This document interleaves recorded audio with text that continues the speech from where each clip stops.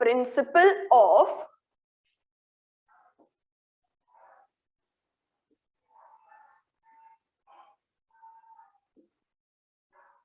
Unity of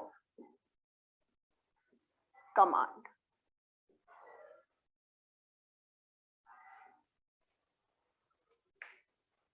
चलिए इसको समझते हैं पहले तो, फिर इसकी थ्योरी आप खुद बहुत अच्छे से लिख लेंगे।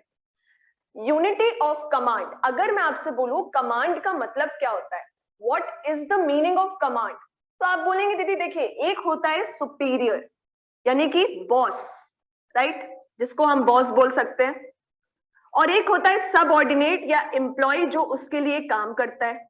जैसे इसके वाले केस में मैं आप लोगों की boss and you are the subordinate, okay.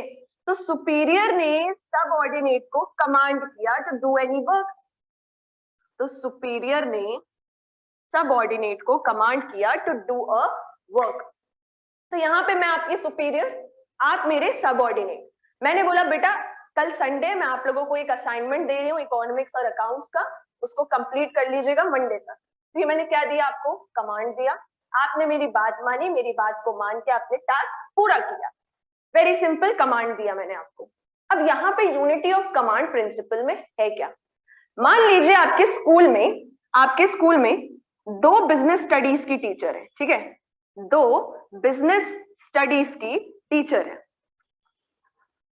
और आप हैं एक क्लास के बच्चे सब बैठे, दो बिजनेस स्टडीज की टीचर है और एक क्लास में बैठे हैं आप लोग, वाह। अब यहाँ पे एक बिजनेस स्टडीज वाली टीचर आप लोगों को पढ़ाती है, ठीक है, वो आप लोगों को क्या करती है बेटा, गाइड करती है, हेल्प करती है, पढ़ाती है, समझाती है। ये देखिए,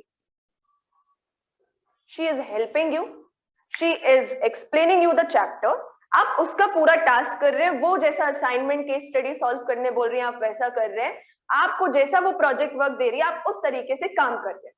लेकिन मान लीजिए एक और बिजनेस स्टडीज टीचर है आपके पास स्कूल में, और वो भी आपके सेक्शन को पढ़ाने आ जाए, वो भी क्या करने आ जाए, आपके सेक्शन को फिर से पढ़ाने आ जाए। ये तो पढ़ा ही रही है, ये फर्स्ट चैप्टर से पढ़ा रही है, ये लास्ट चैप्टर से पढ़ा रही है, ये अपने केस स्टडी दे रही है, ये अपने नोट्स दे रही है, ये अपने तरीके से पढ़ा रही है, ये अपने असाइनमेंट दे रही है। कंफ्यूजन हो जाएगा। बोले दीदी एक बॉस समझ सकते हैं, हमको गाइड कर रहा है, एक सुपीरियर हम समझ सकते हैं हमको गाइड कर रहा है, लेकिन ये क्या है भाई, दो दो सुपीरियर, और क्या दो सुपीरियर की बात माने हम, हमें तो कंफ्यूजन हो रहा है ना, किसके नोट्स फॉलो करें, किसकी बात माने, किसका पढ़े और किसका समझे। अभी अगर आज फॉर एग्जांपल मैं पढ़ा रही हूँ आप लोग को बिजनेस, मैं एक और टीचर बुलवा ली यहाँ पे, चलिए यार आप भी बिजनेस पढ़ा दीजिए, इसी बहाने रिविजन हो जाए। बोल दीदी ये क्या हरकत है, आपका होमवर्क अलग करो, उनका होमवर्क अलग करो, आपका असाइनमेंट करो, उनका अलग करो, आपके नोट्स अलग, उसके नोट्स अलग, किसकी बात माने हम। तो यहाँ पे बहुत ध्यान से सुनिए, यूनिटी ऑफ कमांड में हेनरी फ्योल ने बोला कि there should be one boss. कितने बॉस, एक बॉस, एक सुपीरियर होना चाहिए, ठीक है। सबऑर्डिनेट तो होंगे ना बहुत सारे, आप सब मेरे सबऑर्डिनेट लाइन से बैठे हैं आप सब, लेकिन बेटा जो सुपीरियर होगा, जो बॉस होगा, वो सिर्फ एक होगा, क्योंकि मान लीजिए एक से ज्यादा हो गए तो कंफ्यूजन होगा, मिसलीडिंग होगा, केओस हो जाएगा, और सबऑर्डिनेट को नहीं समझ आएगा कि बात किसकी माने। अब ये टीचर की बात मानेंगे तो ये टीचर नाराज हो जाएगी, ये टीचर की बात मानेंगे तो ये टीचर नाराज हो जाएगी, और आप अपनी टीचर को नाराज होने थोड़ी दे सकते। तो यहाँ पे सुपीरियर जो होना चाहिए सिर्फ एक होना चाहिए, वो आपको डायरेक्ट करे, मोटिवेट करे, लीड करे, काम कराए। ओके चलिए अब इसके नोट्स लिखते हैं।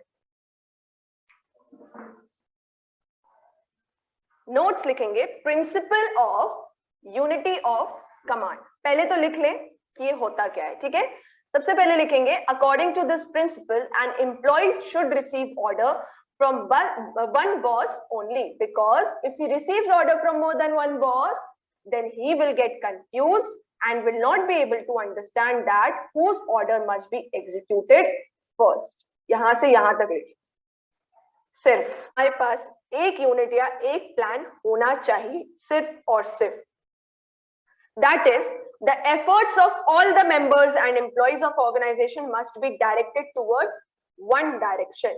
यानी कि सारे एम्प्लॉइज सारे मेंबर्स जितने भी काम कर रहे हैं ऑर्गेनाइजेशन में एक डायरेक्शन में काम करे, एक गोल के लिए काम करे. देखिए ये सब भैया लोग बैठे हैं, देखिए ये भी, इन लोग को सबको क्या समझाया जा रहा है? गोल, कि हमें ये अचीव करना है. गोल समझाया जा रहा है बेटा. क्या समझाया जा रहा है? Goal of the organization. और सब एक जैसा उसको सुन रहे हैं. ये देखो वन डायरेक्शन, ये यूनिटी ऑफ कमांड भी हो रहा है यहाँ पे, और यूनिटी ऑफ डायरेक्शन. ये क्या समझा रही दीदी? कि इस तरीके से हमको गोल को अचीव करना है, क्योंकि एक ही गोल है ऑर्गेनाइजेशन. डायरेक्शन एक जैसे प्रिंसिपल लगते हैं लोग को, लेकिन ये लोग ये नहीं समझ पाते कि अपन को एक वर्ड यहाँ पे देखना है. कौन सा? कमांड और डायरेक्शन. सबसे पहला वर्ड है बेटा कमांड, और दूसरा वर्ड है डायरेक्शन. तो इसमें अपन ने क्या बोला? वन बॉस ओनली, एक बॉस होगा सिर्फ. और डायरेक्शन यानी कि रास्ता, हिंदी में समझाएं तो रास्ता. दीदी आप लोगों का यूनिटी ऑफ डायरेक्शन क्या है? मैं आप लोगों से सबसे पूछती हूँ, आप लोगों का यूनिटी ऑफ डायरेक्शन क्या है? आप बोलेंगे दी 12th बोर्ड में एक अच्छे परसेंट ले आना बस, ताकि हम एक अच्छे कॉलेज में एडमिशन ले सके, अपने करियर में अच्छा कर सके. तो ये आपका भी क्या है? यूनिटी ऑफ डायरेक्शन, यानी कि वन गोल ओनली.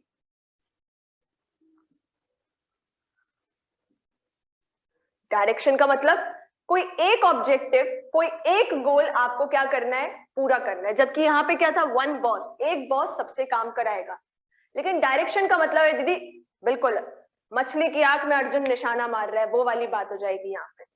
ठीक है? तो वहां पे बोलते हैं ना द्रोणाचार्य, भैया बस मछली की आंख में फोकस करो. सबको सब कुछ दिखता, पेड़ दिखता है, पत्तियां दिखती हैं, ब्रांचेस दिखती है, आसमान दिखता है, लेकिन आपका फोकस किस में होना था? उसकी आंख में. वैसे ही बेटा डायरेक्शन भी है कि आप जो है एक गोल पे फोकस करो. किस पे? एक गोल पे.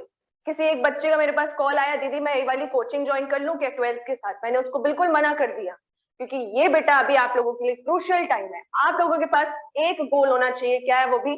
कि 12th में एक अच्छे परसेंटेज ले आए, 4 लोगों को बताने लायक.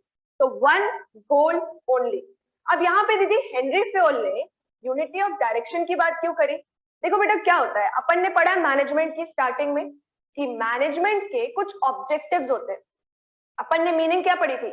Management is an art of achieving objectives.